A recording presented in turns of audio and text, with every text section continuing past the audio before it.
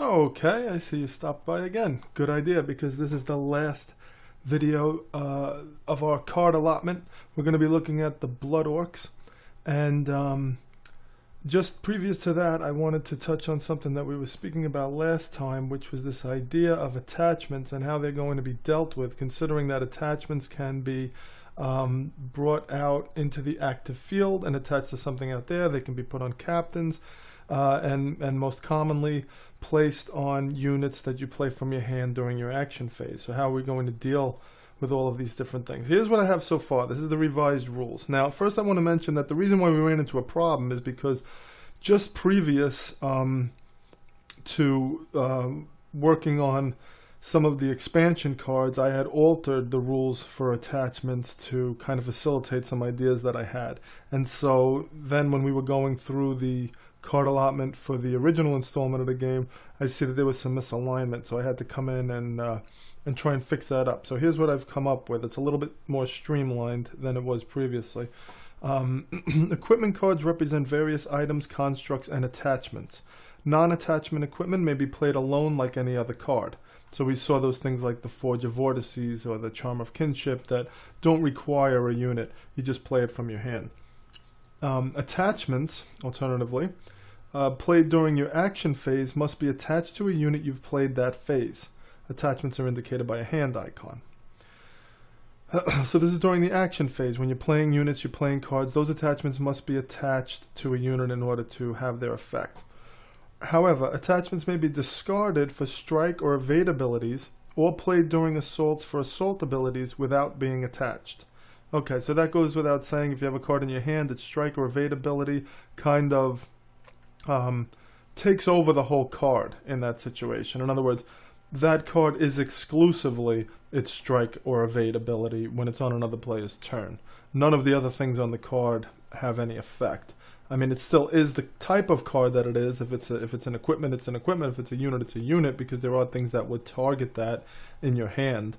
But none of its abilities or anything like that are going to come into play. So you're going to discard it for its strike, for its evade. You could do that without attaching it. Now remember, there's only certain cards that are going to have that, and that'll make thematic sense on the cards where that's available to you. Typically an equipment can't have a strike ability on its own, because a sword can't do something without someone to wield it, so we're not going to put a strike ability on a sword just by itself. So where this shows up, it will make sense, and that kind of solves any problems you may run into in the rules. That those things just don't exist. That would cause a problem. Okay. All right. Now, attachments can be targeted individually for purchase or by card effects. So this is the point that we were really getting at, is that can you target an attachment individually? If you have a Defiant civilian protecting, let's say, the Mantle of Majesty, can you target that civilian individually? And so now you can. So this means that you're going to be able to knock out the Defiant civilian and then go on with your business. And this makes thematic sense if you think about it. If I'm protecting a piece of equipment, the piece of equipment isn't protecting me. So it's not like you have to attack the piece of equipment and then thereby you get me. You see what I'm saying? And so if I'm the thing defending the equipment, then my defense value would be the relevant defense value, not the equipment's defense value. First you got to get me out of the way, then you'll deal with the equipment separately. Alright, so I think this is a refinement that improves the game and makes sense. Okay, so they can be targeted individually. So you can hit those high guards that we saw last time individually from the captain for their own defense cost. Now, when a unit with an attachment leaves play, the attachment is discarded unless otherwise noted. And so we'll be careful to note this on cards, because let's say I do have cards that might come out into the active field and attach to something automatically. Those couldn't be discarded because they don't belong to anybody yet, so where would they go if they were discarded? And so those cards would say, you know, if this card is purchased from the active field, place it in the destroyed pile, or it is destroyed, or something like that. And again, that'll circumvent any issues with the rules.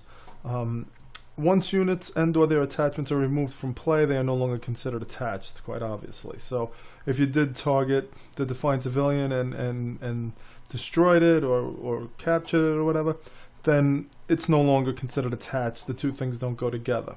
Previously, I had it where attachments share the fate of the attached unit. And that caused some problems because if you capture a unit with an attachment on it, you can't capture the attachment because equipment isn't captured, it's destroyed, and things like that. Just wound up getting a little awkward. So now by separating the two things, each of them have their own roles. Equipment can never be captured or acquired, so when you target that, it'll do what it normally does. It'll be destroyed if you purchase it. If it's an artifact which can be captured, it'll do that. It'll do whatever it does the way it's supposed to, independent of it's being attached to something. Okay? And again, none of this is going to apply during your action phase when you're playing cards because nobody can target your equipment that's being attached at that time because they can't play cards that would do that. They can only play evade cards on your turn. So what you're doing in your action phase, none of this is going to apply to, and again, that helps us circumvent any issues. So far as kind of a rough draft of this whole rule book, I think right now it's working, and we'll see what problems arise as we play through. Okay, so let's get on with our Blood Orcs. Okay. So you see, just as the Xanth were, there was a wide spread between cunning and combat, leaning in the cunning direction. Here we have the same thing with the Blood Orcs, but leaning in the combat direction. Alright, their strikes are going to be destruction strikes, which makes sense. Their evades are going to be attrition evades, because it's very hard to stop them from from fighting. They don't turn away easily, ditch the effort. Okay, you see 14 strikes to 6 evade, so very, very strike heavy, not as much defense. And then the rest of this we had looked at previously, just some general notes about the faction group. Okay, so here's Ogre. We mentioned him briefly in a previous video. Ogre is, let's say, a massively muscular, deep red orc with light, thin beard, no mustache, longish hair from the back, but swept aside from his face. Very strong face, silent type of undeniable power. So just a raw strength is the idea that we're getting across with Ogre. He's just the biggest guy, the most dominant guy. Nobody could take him down. And so Ogre has leveraged his size and strength to establish a reputation of indisputable dominance. The mere mention of his name can elicit compliance. All right? So you say something like, I'm going to tell Ogre, that gets somebody moving. They don't want to see him. Now you'll see his basic unit cost is 5 calm or cunning. So we said that sometimes with the Blood Orcs we're going to have this where you can recruit using combat, meaning you can physically intimidate and coerce someone into being recruited. It's always going to be or. You're not going to be able to do a combination of this or it would get too easy to recruit. So it's going to be a very high cost. 5 is the highest we've seen, but it's going to be combat or cunning, so it gives you that versatility. And considering a lot of these cards have high combat values, you'd be able to use that to recruit basic units. Whenever you capture or destroy a unit during your action phase, gain +2 combat. Alright, so you make a capture, or you destroy a unit using a card effect.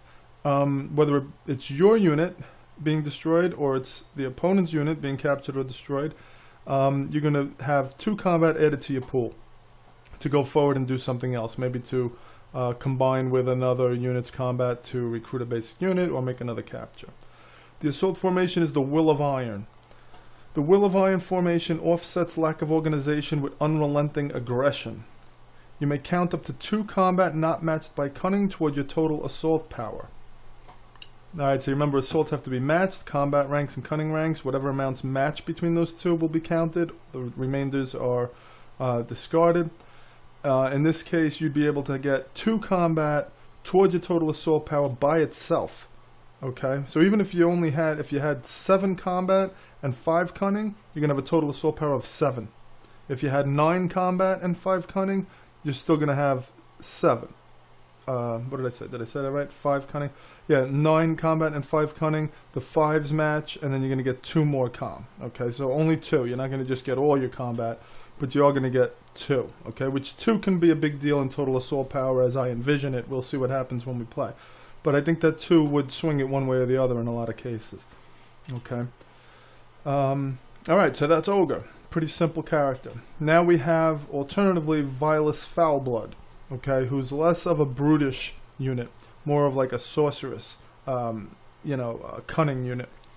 So his basic unit cost is going to be 4. So again, pretty high. We don't have any of them with 3 or below here. And it's going to be cunning. Whenever you destroy a card in the active field, you may destroy a card in your hand or discard pile. So giving you a little bit of control, the ability to cull your deck. Okay. Notoriously sinister and depraved, Vilus garners patronage for his devious schemes by offering deceitful promises and veiled threats. This guy is all out bad. Okay, which his name should tell you that. I mean, it's pretty heavy-handed, you know, the name to let you know what this guy's about. All right, and you're gonna see dark Charles Manson, though more cunning and less crazy. Greasy black hair and symbols painted on his skin, black feathers and fur, a staff, and he's hunched. All right, so this paints a very dark image. Okay. The assault formation is the Ring of Fear. Reduce your opponent's total assault power by 1. Alright, so that's going to, you know, possibly even you out. If you're the defender, then you can take the assault. The Ring of Fear surrounds the enemy and weakens their morale with a concert of sickening chants and grotesque gesticulations. Okay, so you see the circle there of this concert of sickening chants. So this is just an intimidation tactic, just a fear tactic. Okay. Alright, so that's your choices for faction leaders. Okay, one gives you a little bit more control, one gives you that straight out combat bonuses. Alright. As for equipment, we have the equipment item, the Grim Trophy. 4 cunning, 4 combat. It gives you cunning. This is one of the cards that we're using to try and get some cunning into this faction group because they are very combat heavy.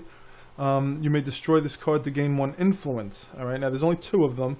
Alright, and you're probably going to need its cunning much of the game, but as you get later in the game you may decide to switch that out because you don't need as much anymore. You've recruited a lot of units and whatnot, and now you can destroy this card to get 1 cunning. 1 influence, I'm sorry.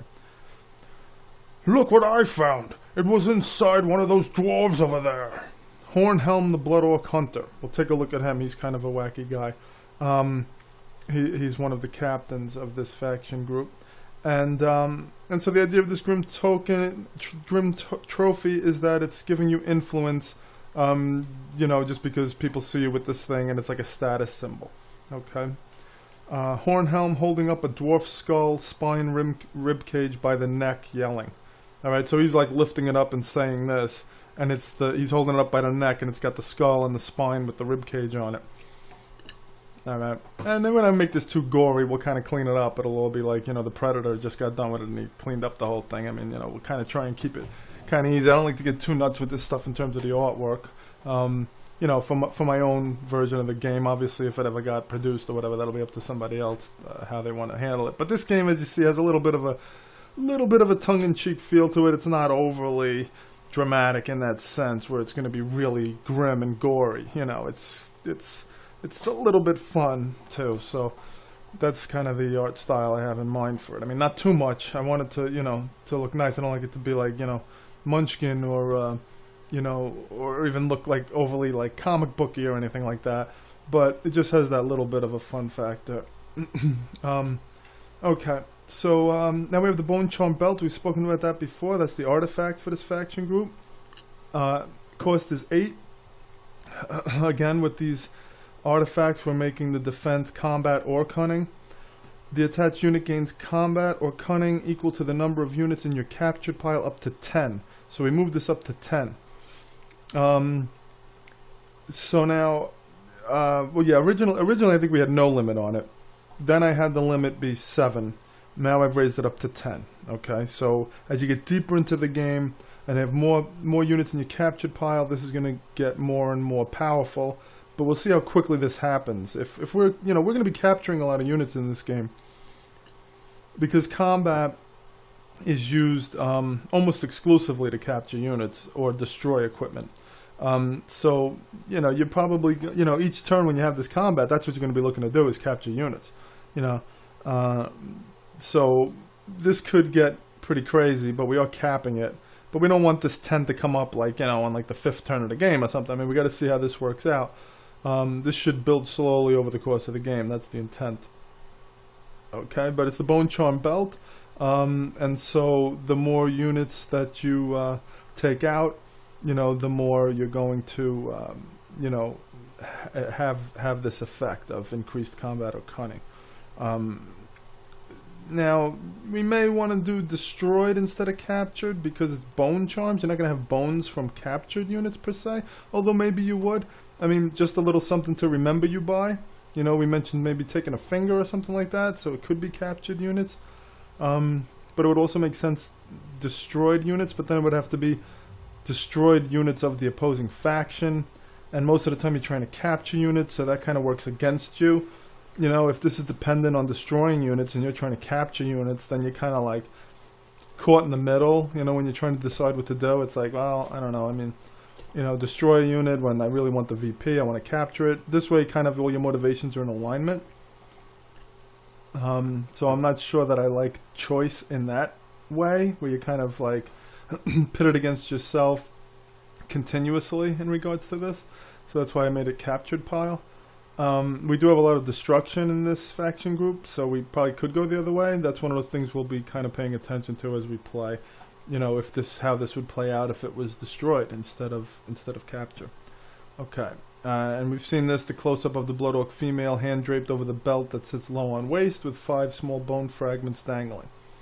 Alright, so we might want to make this 10 now since we brought this up to 10. Okay, now the Helm of Horrors. Alright, another way to get some cunning in here. 3 of these, 4 and 4 on the cost and defense. Units you recruit this phase may be placed on top of your deck. Okay.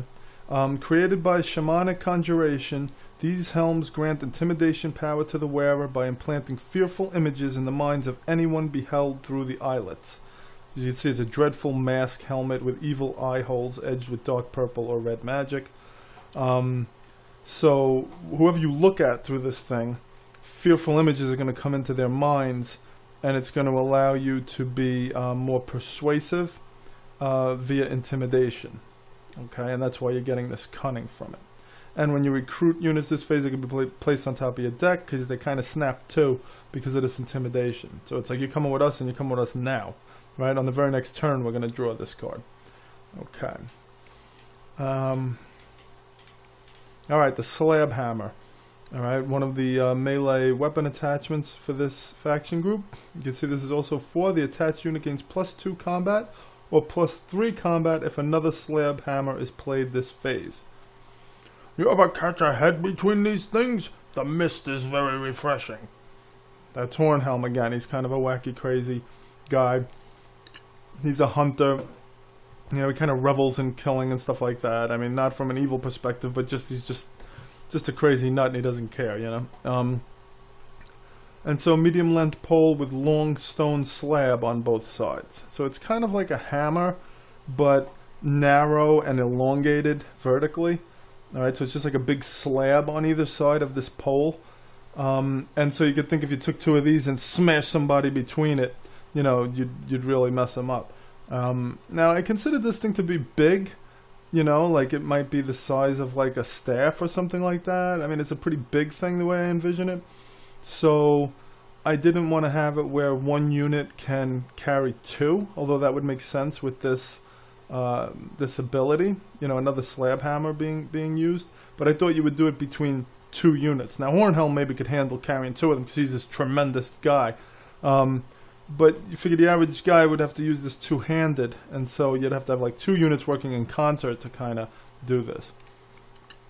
Okay. Now we're going to go on to the tactics. Impulsive execution. There's a lot of these here. Cost is 4, defense is 5. That's spread of 1, as tactics typically have. It gives you +2 combat in general, but then you also get this ability. You may destroy a unit in your capture pile to gain 1 influence. Now this would play into making this Bone Charm belt refer to the destroyed pile, because this is allowing you to destroy units. So now your capture pile is going down, the destroyed pile count of opposing units is going up. So that may be a consideration. But yeah, so you can destroy a unit in your capture pile, thus losing its VP, but gaining the influence now. Alright, now again, influence counts for VP at the end of the game if you still have these tokens and you haven't spent them. So if you did this to a VP1 unit, you'd break even here, but you'd be able to use that as influence instead of just having it at VP at the end of the game. But presumably you would do this when you were desperate for influence to try and activate an ability on a captain. Want to see a doe lose his spine? Show him one fresh from his brother's back. That's Morek the Gasher. Okay, so a doe is a derogatory term used by the orcs to describe men, elves, and dwarves, or any other race that they consider to be weaker than themselves, which is like probably pretty much everybody. And so that's what we're referring to here. And then, you know, the idea is, you know, of losing your spine is to show him one that was lost by his brother, literally. You know, so we have the figurative and the literal sense of this being juxtaposed here. Okay, and then you have a diagonal view of a row of makeshift cages containing men. Morek is enraged, pulling a man's head through the bars and raising his axe. Alright, so he's going to kill one of the captives because he's a crazy maniac. And in doing so, that'll gain you influence in the Blood Orc faction. They you know, ruthlessness is appreciated and recognized. Okay. Now the forced march, we spoke about this. When you launch an assault against a fortified location this turn, you may place your marching token on the one side, allowing you to march quicker. Instead of having to wait 2 turns, you'd only have to wait 1 turn. It's a pretty cheap card. It doesn't give you any combat or cunning though, and this is only going to come up on rare occasions. You have to launch the assault the same turn that you play this. Otherwise it wouldn't have any effect. And so to compensate for that, we'll give you another usage for the card, which is the strike ability Destruction. Choose an opponent to reveal their hand. Destroy 1 tactics card revealed. If no card was destroyed, you may destroy a card in your hand or discard pile. So if they don't evade this, but you don't catch a tactics card, which could be a little rare. There's only, you know, not that many tactics. So you may not find one in your opponent's hand. So in that case, you'll be able to use this to cull your deck a little bit. Okay, and now where there's a whip, there's a way. We spoke about that before.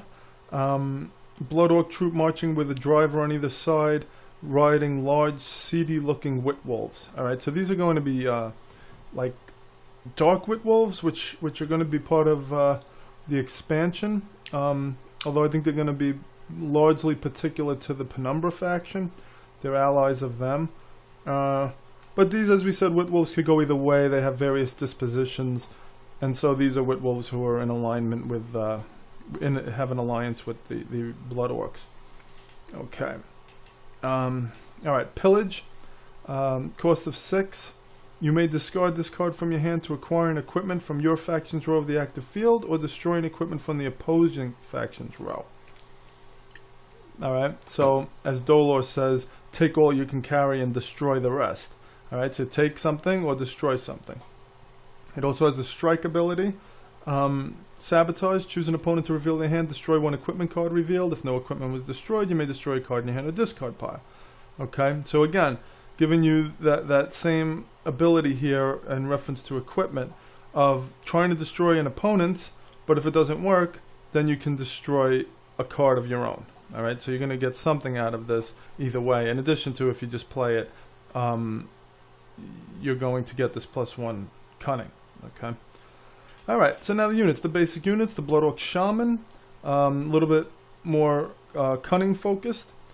Has the assault ability, your opponent discards the last unit in their cunning ranks. Warper of Minds, Conjurer of Fear, the Blood Orc Shaman is a fright to all who catch his gaze. Dark, hideous shaman with dead red eyes and tattered black robes. Alright, so a scary kind of shaman character. You're going to be able to get it. One of these maybe, you know, less brave, less courageous, cunning characters. Alright, somebody who's there, you know, doing the planning and the plotting and not ready for this guy. Alright, so that's going to be his assault ability in addition to giving you a little cunning and assault. So we wanted to, you know, make some of these cunning cards present during assaults to help you balance out. At least get close. Because if you have Ogre, you're going to have that 2 spread that you can handle. But you want to at least get close with the cunning. So we want to bring these guys in. Alright, now the Blood Orc Warrior. Generic Blood Orc unit. But look, +3 combat. Alright, so that's a lot for a basic unit. And it has plus, you know, a 5 combat defense. Has the evade ability, attrition, draw a card. So you try and, you know, plant attrition, and instead we're going to get stronger. You're gonna, we are going to lose this card, but we're going to draw a card. All right, so you're not having that effect on the Blood Orcs. They're hard to put down in this psychological way, as we've described the notion of attrition in this game. Blood Orc culture is characterized by confrontation and conflict, and their warriors suffer no trepidation at the onset of combat. Okay, so that's letting you know a little bit something about the general mentality of the Blood Orcs as exhibited in their warriors. Alright, an average brooding Blood Orc male with a thick, heavy short sword and shield-like armor plating on the sides of his arms. And now the Blood Orc Weapon Master. +2 combat, 1 cunning, okay? And this unit may have 2 attachments, okay? So now this would be somebody who you would want to try and get together with 2 of those slab hammers. He'd be somebody who could handle wielding both of them at one time. I'm giving choices today, so what'll it be? Gassed or pummeled? That's the Blood Orc Weapon Master. And so we're going to see the skilled samurai-looking orc threatening the viewer with an axe and a mace. Okay, so which one you want? That's the Blood Orc Weapon Master. And he's saying this to you. Alright. So now the Blood Reader. Okay, a strong cunning unit. The strike, sabotage. Discard the top card of an opponent's deck. If it's an elemental, return it to the top of their deck. Okay. Otherwise it's going to get discarded, you see. So they're going to lose a card, but if it's an elemental, they're going to have to keep it. And presumably they're not going to want an elemental, particularly if it's an attrition. Alright. And so you remember the Blood Reader, the sorceress red orc seeing visions in a cauldron of blood, feet dangling from off camera, dripping a drop that is hitting the pool. So he's bleeding one of his victims into a cauldron, and then he's reading what he sees in the cauldron. Give us a few more drops. I can't wait to see how the story ends. See, so he wants to wants to get a little bit more blood into the cauldron so he can see a little bit more about the future. Okay. And then the Cutthroat, it's even, +1 combat, +1 cunning. There's 5 of these. Okay, so they're going to be coming up a lot. They can fortify, and they have the destruction strike. You may select a unit in an opponent's discard pile. That unit may be destroyed by paying its defense. Alright, so now Cutthroat is getting at you. He's aggressive, but you are going to have to pay the defense in order to have this effect. Okay, so this is something that even if not evaded, if you're not prepared to pay defense, you're not going to be able to use it. Though presumably since you're choosing the unit, you would know what you're about to do, and you would have in mind who you wanted to target with this. And so the Cutthroat says, and where do you think you're going? So you thought you got out of the fray by going to the discard pile, but he's coming after you. You see, so you're not done yet. Alright, so sinister ravenous orc with a long dagger grabbing an armored man by the side of his neck armor as he stumbles. So as the guy's trying to get away, he's grabbing him and saying this. Alright, and now we have their one unique, notorious unit, an interesting character, Gorfiend the Harrower. He's going to have a lot to do with some of the lore going forward. He, the original concept for him was from the game that follows this in the timeline, which is Clash of the Orc Lords. And then going further beyond that, it kind of runs concurrent with that, is the Great Mage War. All right. So while the men, elves, and dwarves are at civil war in the east, the orcs are at war with each other in the newly acquired Canton Fields. All right. And Gorfiend the Harrower is going to have a large part in what goes on during those events. Very high cost, 9 defense, gives you +3 combat and +3 cunning. Okay. When an opponent captures this unit, they may acquire it. Alright, so this is wholly unique in the game. Alright, and when he's captured, they may choose to put him into their deck. Alright, though respected among the clans for his battle prowess, Gorfiend is a tenuous ally, being notoriously critical of Blood Orc values. Alright, so he is someone who is fighting with the Blood Orcs during this confrontation, but is later going to find himself fighting alongside the Southern Guild Mages. Okay, so he's going to have like a change of heart, and that's because he's always been notoriously critical of Blood Orc values. And And so that's what makes him a tenuous ally. Now, he's one of the strongest Blood Orc units, and a lot of the Blood Orc units are strong, but this reveals their weakness, is their culture.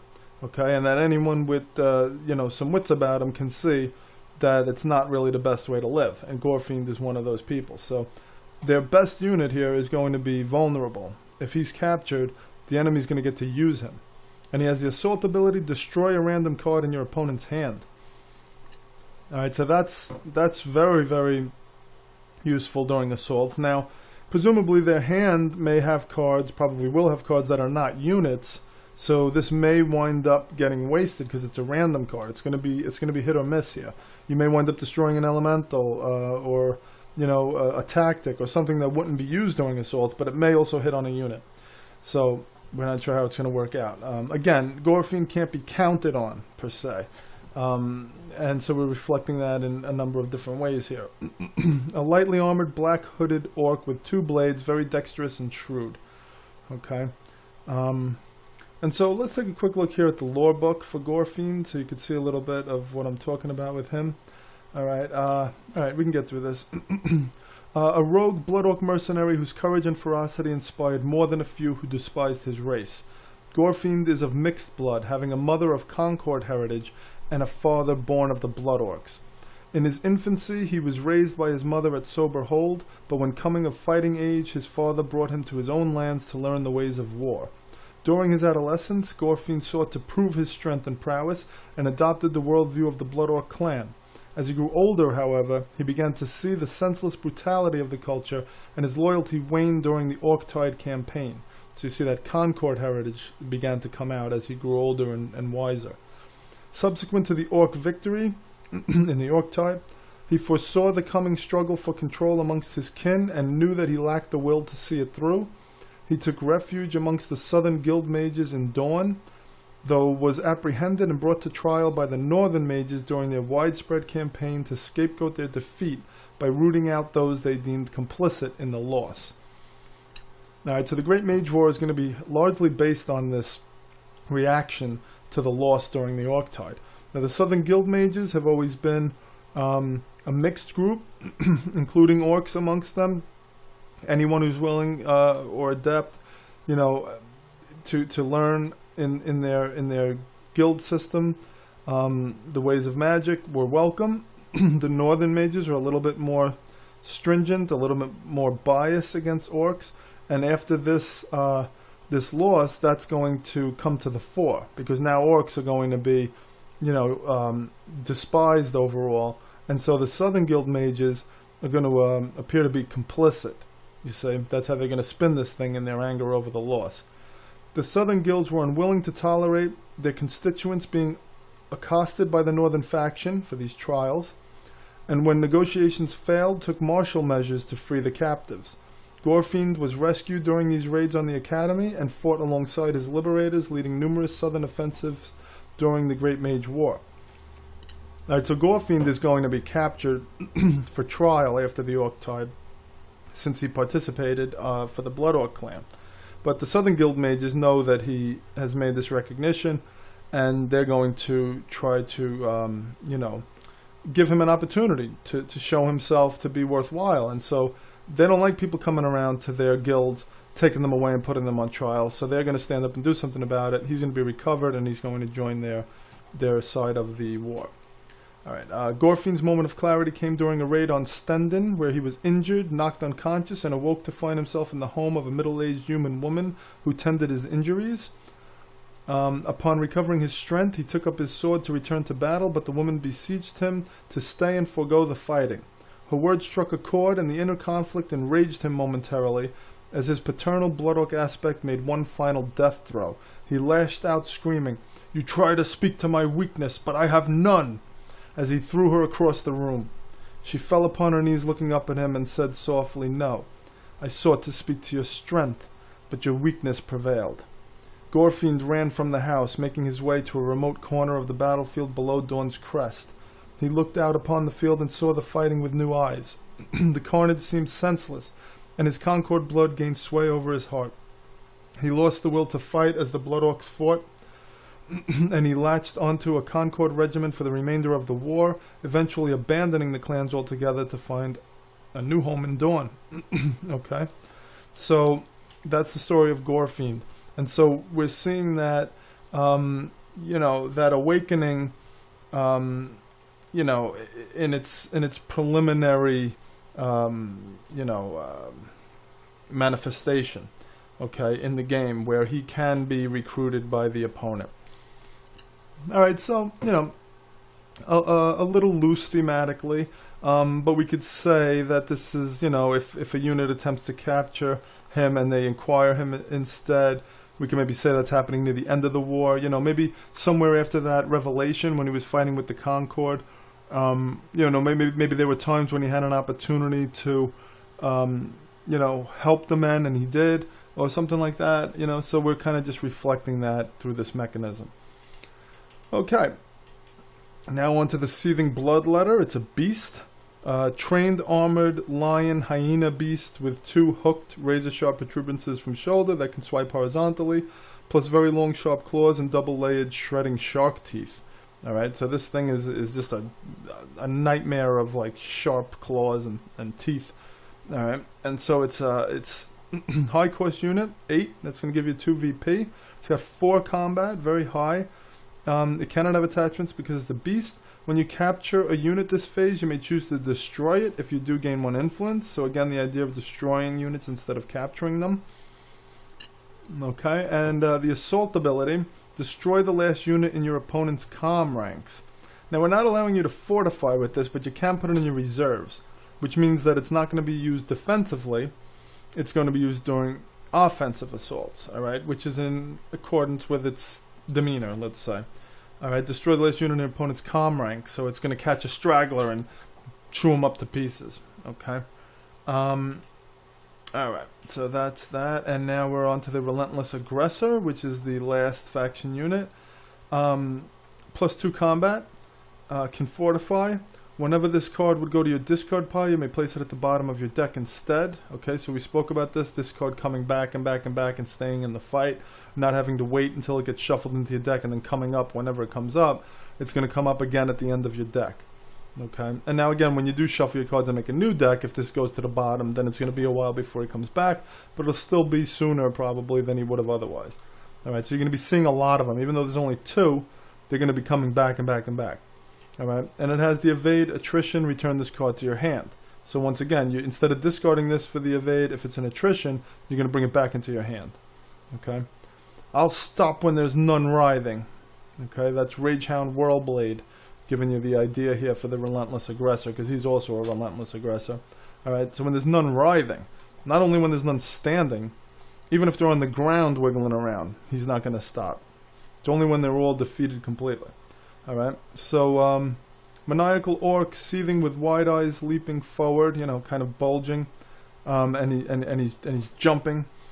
Blade in forward hand, raised fist with the other, rushing forward movement toward the right of the card. I just indicated that because we kind of think his forward movement as going to the right, so I just wanted to make sure I remembered that.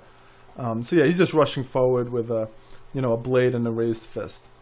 Okay, so now let's go on to the captains. Here's Dolar the Hearthstormer. So you remember previously he was one of the faction units, but we ran into this problem of having too many unique units amongst the factions, and we didn't want to have a lot of cards that required unique art in the game, and so we couldn't have so many unique units. So we had, you know, we made the change to just have 1 unique Notorious unit in the faction group, and then in the main faction cards, and then we would move all the other uniques to the captain position. Okay, so that's what we did here, and Dolor became a captain.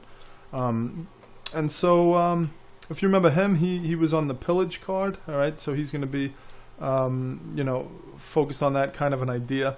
Defense 11. His arrival effect: each opponent places their deck into their discard pile, then destroys a random equipment in their discard pile. If an artifact is destroyed this way, each player of this captain's faction gains 2 influence. Alright, so he's going to pillage, and if he can destroy the artifact, then everybody on your team is going to get 2 influence, alright, which is, you know, there's not a lot of things that give you 2 influence. You are going to lose the artifact, but remember, this is in the discard pile of the opponent, so you already lost the artifact. You lost your opportunity to get it when it was in the active field. Alright, so you're not going to get another crack at it now. He's just going to come in and he's going to destroy everything. But at least you're going to be taking it away from them, and these artifacts are always 3 VP. Okay? So that gives you, you missed the good opportunity to get that 3, but now you're going to get a second opportunity to at least remove that 3 from their total at the end of the game. Alright. And in addition, if you do that, you're going to get 2 influence. Kind of compensates you for the loss of not having captured it. Alright, so turn ability, you may discard a card to destroy an equipment in the active field. Okay, so presumably you would do that to your opponent. You could discard any kind of card. So if it's a might card, you could just destroy it and then I'm sorry, discard it, and then you could just destroy an equipment for free. I want to destroy. Let's make this a non-artifact equipment. We don't want you destroying their artifact by discarding a might card, because this is happening every turn. Alright, so that would be too easy. Alright, so that makes more sense. Alright, now activate for 1 influence. Place up to 3 equipment cards from your discard pile into your hand. So remember, it's take what you can, take what you can carry and destroy the rest. So he's destroying, but he's also taking. So up to 3 equipment cards from your discard pile. Alright, so that's pretty powerful. Of course I broke it. It wasn't mine. That's Dolor. Alright, he don't care. He's going to take it or destroy it. Those are the only 2 options. Deplorable, sneaky, vicious-looking scoundrel, rat-baggish, not overly muscular. If you know Rat-Bag, he's kind of a scoundrel orc from the Lord of the Rings. Okay, and now we have Hornhelm. Okay, so Hornhelm, my idea for him, he's a real wacky, crazy, big guy, a hunter who, he kills an animal and he's tearing it apart and showing you different parts like it's nothing, and you're over there on the verge of, throwing up in the woods. And to him, it's nothing. The gore and all of that is just fun for him. Okay, and my idea for him is kind of like, if you know the wrestler, the Berserker. That's kind of who I have in mind for Hornhelm. Okay, so he's kind of a wacky guy, somewhat comedic in his, his desensitized notion of brutality. Okay, all right. So his arrival effect. Each player of this captain's faction may draw up to 2 cards. For each beast unit a player draws, they may draw an additional card. All right, because again, he's a hunter. He's focused a lot on beasts. You can see here, Hornhelm is a wild orc with an erratic personality. He enjoys animals greatly and equally enjoys hunting them. All right, so he might, 1 minute he'll be, like petting an animal, and the next minute he's killing it. He's, that's the way he is. He's erratic, and he doesn't see like a problem with this or like any kind of a conflict between these 2 aspects of his personality. Right? He might be sitting there with a kitten, on his lap, and then he's holding like a stag that he just slaughtered, in the other hand. He's dragging it back to the camp. I mean, it's just, it's how he is. All right, so let's take a look at him. Broad, blood-spattered orc with a helm of many uneven, long and short horns from slaughtered animals, the Berserker wrestler.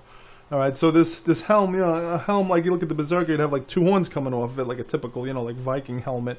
Well, he's going to have just like horns sticking out all over from the top of it, like out of the middle, off to the side, like just horns sticking out all over this thing. Okay, now, where were we? Okay, so yeah, focus on beasts.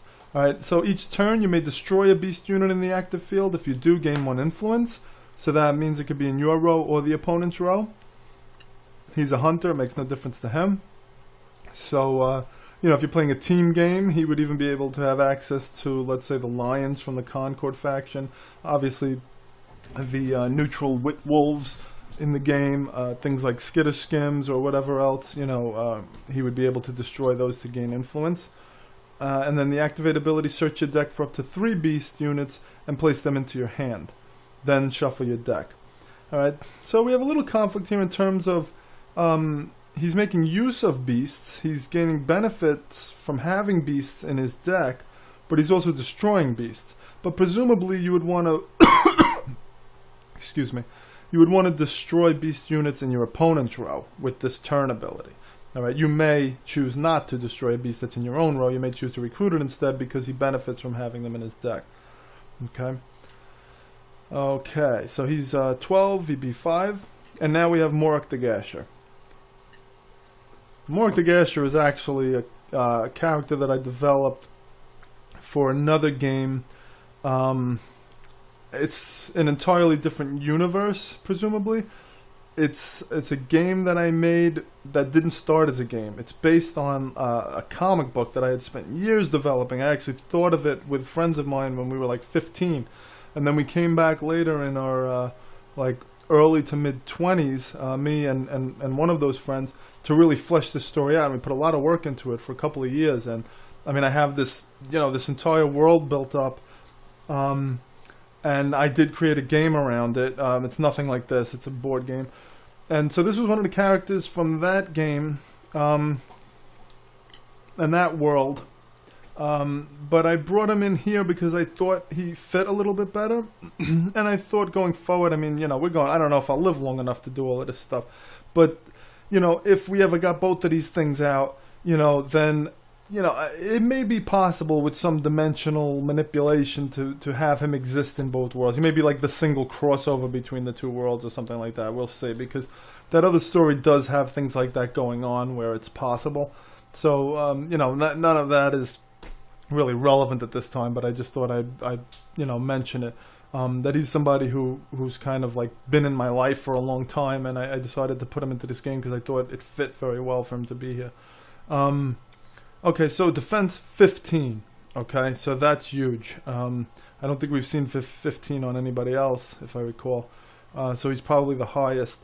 And that's going to get you 7 VP. All right, so we said 13, 14 is going to get you 6. 15 and above is going to get you 7. All right, so his arrival ability, each player of this captain's faction gains 1 influence, straight out. Okay, you're just going to gain an influence. Then each turn you may destroy a unit in your capture pile to gain 1 influence. So again, getting more influence, that's what this guy's about. He's about beating people up. He's about destroying people. And he's about, well, here, you can see what he's about. You will yield to me as your better, by your word or by your blood. That's what he's about, okay? He's about making a name for himself and having you recognize it, whether it's, with your assent or without it. Okay, and now activate for star influence. Reduce the defense of opposing captains by the amount of influence paid. All right, so this is again a unique mechanism that we haven't seen before. You can pay influence to reduce the defense of opposing captains. Okay, reduce the offense of opposing captains this phase by the amount of influence paid. So this would presumably reduce all of them by this amount, giving you possibly the opportunity to capture more than 1 captain on a turn, which, if everything goes well, would be, almost impossible under normal circumstances, because of these high defense values. I mean, to come up with 24 to 30, or something like that in a turn would be really hard. But see, he's given you influence often in other ways. And he's also giving you the opportunity to destroy units in the capture pile to gain 1 influence, hoping that, you're going to lose the VP on those captured units, but you're going to hopefully make up for it by getting a captain. So if you destroy a couple of units in the capture pile who are worth 1 or 2 to gain a captain who's worth 5 or 6, it would pay off, So that's something you'll have to think about. Fierce and bold warrior orc, keen orange eyes with 2 thin blades, and others sheathed at the hip and across his back. Long claws, long free-hanging hair, no beard, dark skin, athletic build. Okay, that's Mork the Gasher, one of the more dangerous Blood Orc captains. And then you remember old Ragehound Whirlblade. Okay, 13 combat, pretty strong. Arrival ability, destroy an opposing unit in the active field with the highest cost, and any opposing units adjacent to it. Alright, so depending on who's out there in the active field, you have more than one that's tied. That's why we say destroy an opposing unit in the active field with the highest cost, not the opposing unit, because there may be more than one tied for that highest cost. And then you're also going to clip any units adjacent to it. Now, if there's any units out there, one of them will have the highest cost, obviously. So if there's any units, he's going to get somebody. And then he might get others as well. Okay. Each opponent, the turn ability, each opponent reveals their hand. Discard any units that have the same cost value as another revealed unit between both players in a team game. Alright, so you're going to discard any units that have the same cost value. between the 2 players, or if it's just you, then just you. All right. Okay, and then because you remember he's about clipping multiple units, stuff like that. So that's why these two have that kind of aspect where they have the potential to get more than 1 unit at a time. And then the activate ability, 1 influence. Choose up to 3 units in an opponent's discard pile. Gain calm equal to the total calm of the chosen units. Okay, so that could potentially bump you up pretty high. You know, you're choosing 3 units in the discard pile. So, you know, I mean that could be you know, up to, you know, maybe 9 or something like that. All right, and you're going to gain that for 1 influence. He just sent 3 heads rolling in a single swipe. Sheathe your swords and call the archers. You'll remember that quote from Marshal Adam. I don't remember if he previously had said that or if it was Bertram Moore who originally had said that, but we have it now attributed to Marshal Adam. Okay, given the command out there on the field. And then we have Reyna. First we'll say Ragehound Whirlblade is the monstrous fury-possessed warrior orc, predator-looking with 2 thick double axes, thick muscular build. Alright, and now Reyna, as you recall, 14 combat, so the second strongest captain in this faction group, and also tied for the highest amongst all the other faction groups. I believe 14 is the highest that they saw amongst all the other ones. So the arrival ability, each opponent reveals their hand and discards all units with 2 calm or less. Okay, so that's quite a few units. I mean, you see most units in the game would have 2 calm. 3 is a pretty strong unit. Very few have 4 or 5. So that could be all their units very easily, especially cunning units aren't going to have it. You know, so that's a pretty strong ability. Could relieve the opponent of all their units on the following turn. Then for the turn, you may reveal your hand and discard all units to capture 1 unit in the active field. At least 1 unit must be discarded. To capture 1 unit in the active field. Now, do we have to say without paying its cost? Capture is supposed to kind of... When you purchase an opposing unit, you capture it. When you purchase one of your own units, you acquire it. It's almost like, and then also if you just acquire without a purchase, and if you capture, you just capture without a purchase. You see, it's like purchasing means to pay resources, then by paying resources, we're allowing you to acquire or capture. But the purchase isn't what defines the acquire or capture. You see what I'm saying? So we'll have to make sure this is kind of clear in the rulebook. Acquire or capture is a thing that can happen. One of the ways it can happen is by purchasing. Another one of the ways it can happen is through a card effect. You see? So in that case, we wouldn't need to say without paying its cost. That would be implicit in the fact that we're not saying purchase, we're saying capture. Alright, so you got to get rid of all your other units in order to capture one. So presumably you would do this when you didn't have enough combat to capture a unit. Okay, and this can happen any turn, but you're going to be discarding all your units. Alright, so on a turn when maybe you only had 1 unit, this would really be great. On a turn when you had, you know, 3 or 4 units, not so great depending on what you wanted to do. So we'll see how this plays out if it's too powerful when we play. But it's basically meant to reflect Reyna's solitary nature. You know, you swine can take what I leave behind, steal my kill, and I'll cut you at the knees. Alright, she works alone, so that's the idea here. And then activate, boom, +6 combat or cunning.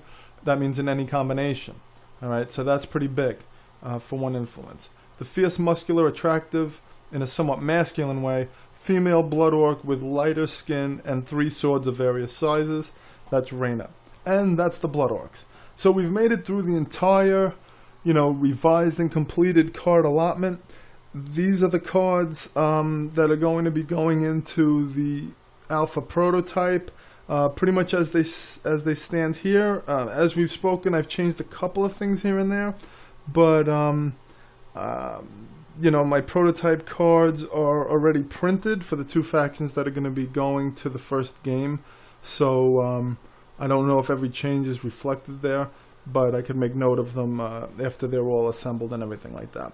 So we're ready to go here. We're going to be trying this thing out. If you've been watching through this entire thing, I really appreciate it. I don't know if, you know, you know, if there's a lot of people who can appreciate kind of wading through this process, but the point is that I wanted to reveal everything. And since I started this series at the time when I first kind of thought of this game and had only been working on it for a week or two, there was a way to you know, document the entire process from start to presumably the eventual finish of this game. And so I'm just putting it all out there, and you know, whether you jump around or whether you listen to everything, whatever you find of value, that's great. And you know, I hope that it kind of helps you refine your thinking as you hear the things that I say, and you say, well, yeah, that's a good idea, or nah, that's crazy, here's how I would do it.